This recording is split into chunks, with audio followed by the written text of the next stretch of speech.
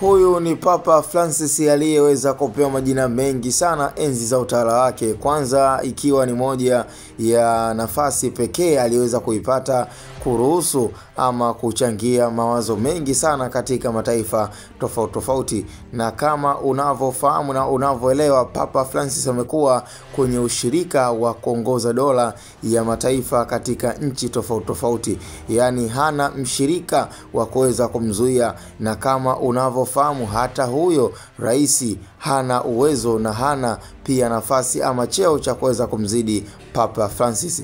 Papa Francis huyu ambaye aliweza kuzaliwa mnamo mwaka 1936, lakini ameweza kumaliza mwendo katika mwaka 2025. Kila moja imeweza kumstajabisha kutokana kwamba tayari yani ule utawala na yale maisha ambayo tayari imeshajizolea ni kawaida kwa mapapa kuishi miaka mingi. Na ndo kwanza tunaweza tukasema kwamba imeweza kuwastua watu wengi, kwa sababu mawazo, matarajio na kile walichokuwa wanakiamini baadhi ya wananchi ni kwamba Papa Francis si ni lazima ataweza kuishi katika miaka 100 na kuendelea. Hiyo ni kawaida na imekuwa ni tafsiri kutokana pia na ushirika wa kishetani walionao, ambao ni lazima tu waweze kujiwekea ile miaka ambayo inakuwa tayari imeshaweza kuelektiwa na moja ya viongozi wa kishetani. Of course ilifikia kipindi kuna baadhi ya watu wakawa wanazungumza kwamba pengine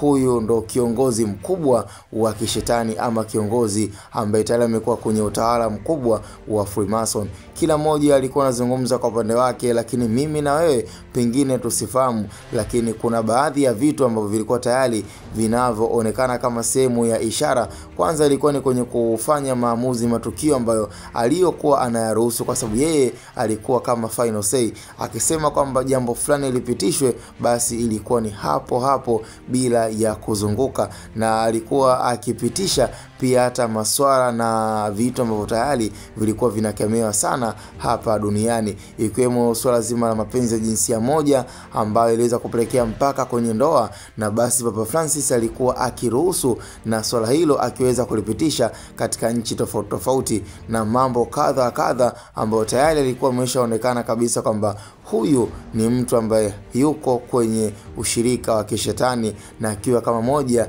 ya kiongozi mkubwa ambaye anafanya maamuzi na kuweza kuwashawishi baadhi ya viongozi wa kiutawala wa kishetani. Kwa hiyo ni swala ambalo watu wengi sana, pengine kuna baadhi ya watu wameweza kufurahi baada ya kifo na kuweza kusikia taarifa hii kwamba tayari Papa Francis ameweza kufariki na kumaliza mwendo. Kwa hiyo mpaka muda huu ni kwamba kumekuwa na uchaguzi kuhusiana na atakayeweza kulisi nafasi ya Papa Francis kwa kipindi hichi ambacho tayari watu wameshaingia kwenye maombolezo na tayari watu wapo kwenye simanzi na majonzi ya kutosha. Cha msingi tukutane kwenye comment, na hii ni Hatboy Media.